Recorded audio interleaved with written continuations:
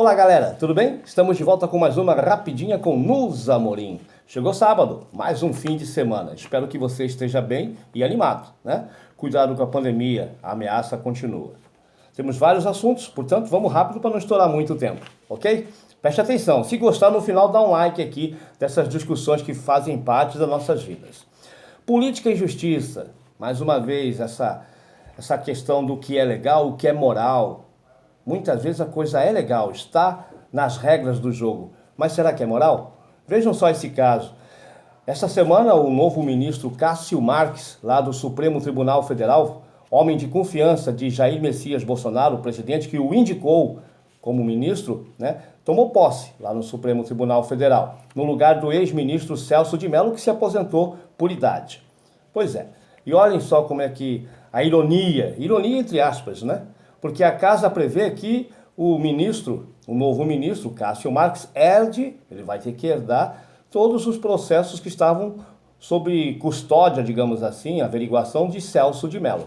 E aí, entre esses casos, estão exatamente dois, no mínimo dois, que são diretamente de interesse da família Bolsonaro, do clã Bolsonaro. Um é sobre Flávio Bolsonaro, o senador Flávio Bolsonaro, filho de Jair Bolsonaro, que vai ser discutido se ele vai ter fórum privilegiado naquela questão da rachadinha, né? A rachadinha, pois é. E quem vai decidir se ele vai ser julgado, se ele vai ser, o processo corre lá em Brasília, né, no Supremo, ou no Rio de Janeiro, da onde eles querem fugir, né, porque lá o bicho está pegando, é exatamente Cássio Marques. E aí, justamente esse de interesse direto da família Bolsonaro é um dos primeiros que Cássio Marques vai ser relator, vai decidir. No mínimo, para a gente ser ético, né, a questão ética, é ele se manifestar impedido.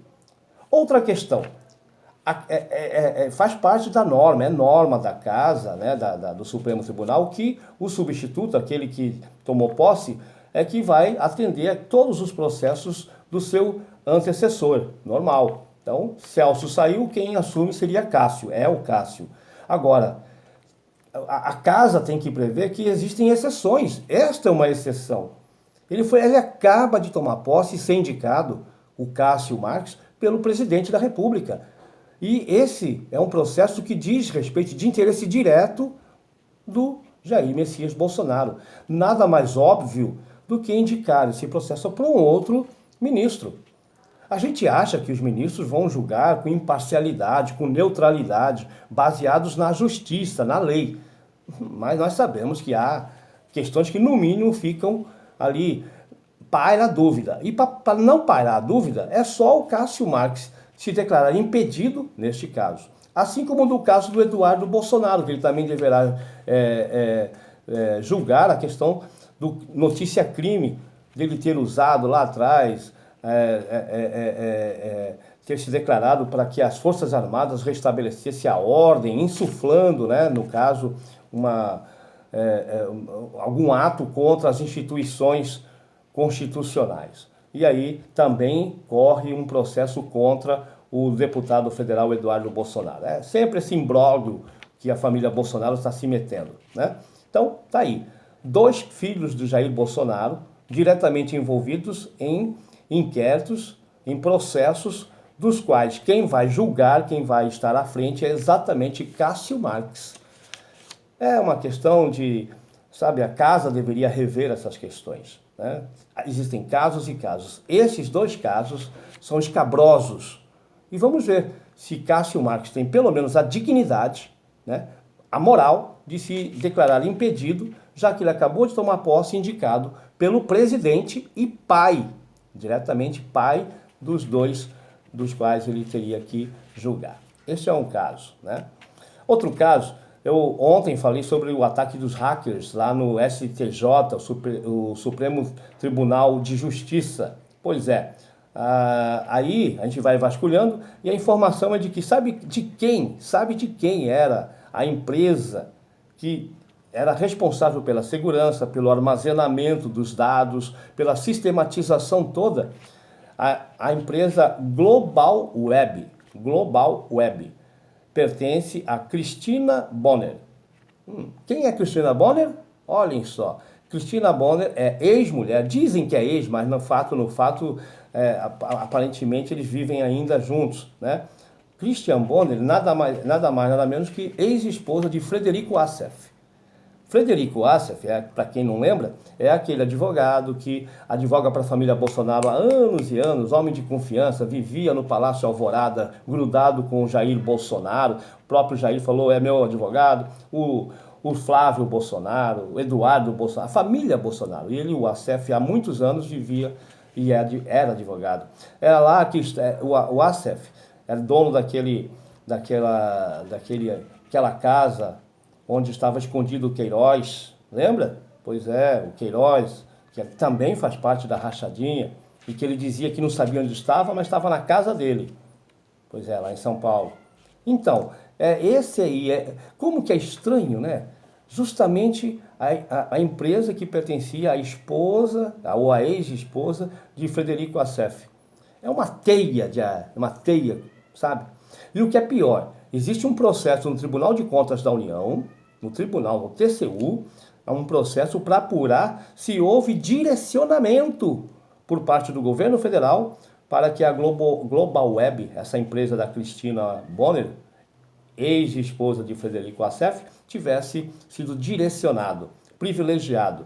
Então, há essa suspeita, existem investigações profundas que, só para vocês terem uma ideia, só no governo do Jair Bolsonaro, nesse 1 ano e meio, 2 anos, né, só nesses 2 anos de governo Jair Bolsonaro, essa empresa, que já vinha prestando serviços também anteriores para o governo federal, em outros órgãos, inclusive, só lá no STJ, ele já ganhou 3 vezes mais do que em governos anteriores. Já faturou, só no governo Jair Bolsonaro, 3 vezes mais do que em todos os anos anteriores. Alguma coisa estranha, né? Algo estranho no ar. Esse sistema de rachadinhas, por exemplo, pois é muito complicado, sabe? O poder é muito complicado. Não há corrupção no meu governo, não há corrupção. Vamos ter que cavucar, né? E achar. Não vai ter que cavucar muito, não. É só querer pegar onde estão as corrupções. Ex-esposa de Assef ganha uma licitação de bilhões, né, lá no STF, milhões, e aí dá esse... E o que, coincidentemente, dá esse ataque de hackers exatamente na empresa onde a ex-esposa deveria estar comandando. E aí tá parado lá o STF, tá parado. É complicado. Outra questão, aí a gente vai falar sobre privatização, sobre essa política neoliberal, que tem que privatizar, vender tudo, Petrobras, Eletrobras, Correios, né? Bancos, tudo bem. Olha só a política, como é que é. Na hora de vender, a empresa privada faz de tudo, vai melhorar o atendimento, vai baratear, vai ficar muito bom. Olha o que está acontecendo lá no Amapá. Olha lá, um estado inteiro no apagão, sem energia, há dias, por conta de que uma empresa privada que compra, que gerencia a energia, aqui no Mato Grosso é uma tal de Energisa. Pois é, lá é uma tal de Isolux. Queimou um transformador que pegou fogo lá em Macapá, na capital do Amapá, né? E deixou mais de 800 mil pessoas na escuridão. Sem energia, comida estragando, sem água, sem os hospitais, né? Um pandemônio, tá? A população está desesperada, há dias sem energia. E quem que vai socorrer? Porque a tal da Isolux não tem como, não está conseguindo solucionar o problema, a Eletrobras. A empresa, a parte da energia que ainda é pública, que é nossa, que vai socorrer e vai resolver o problema lá. Quer dizer, não era privatizando que melhora o serviço, que os serviços são mais ágeis? Pois é, o exemplo claro de que privatizar não resolve. A mesma coisa, quando você for da saúde, se você não tiver como pagar também, você não vai resolver o seu problema de saúde. A Petrobras vai ficar melhor? Vai ficar melhor para os empresários, que vão faturar milhões e milhões e milhões de dólares com o nosso petróleo, com as nossas refinarias, distribuindo combustível em nosso país, pelas estradas, pelas rodovias, né? Sim, claro, as empresas multinacionais vão ficar bilionárias com a nossa riqueza. Pois é, a Isolux explora a energia lá no Amapá de todas as famílias. E na hora de prestar um bom serviço, é isso que acontece. Privatizar resolve? Resolve para o empresário, que fica bilionário. O povo fica na mão. E aí quem socorre é o Estado. Aí o Estado vai ter que dar o socorro. Pensem, reflitam. E para terminar, continua a corrida eleitoral nos Estados Unidos, mas o Biden praticamente já ganhou a eleição. O coitado dele, né? O coitado do Trump agora vai ficar desamparado. E segundo as más línguas, o Jair Bolsonaro falou que lá ele não fica desamparado. Se ele quiser, ele vem aqui para o Brasil porque ele mora no coração do Jair Bolsonaro. Então, tá aí a declaração de amor, mais uma desse nosso insignificante presidente da República. E na Bolívia, o registro fica aqui da violência da direita contra o regime de esquerda. Luiz Arce, presidente eleito democraticamente na Bolívia, presidente eleito, que vai tomar posse amanhã, domingo, sofreu um atentado durante essa semana.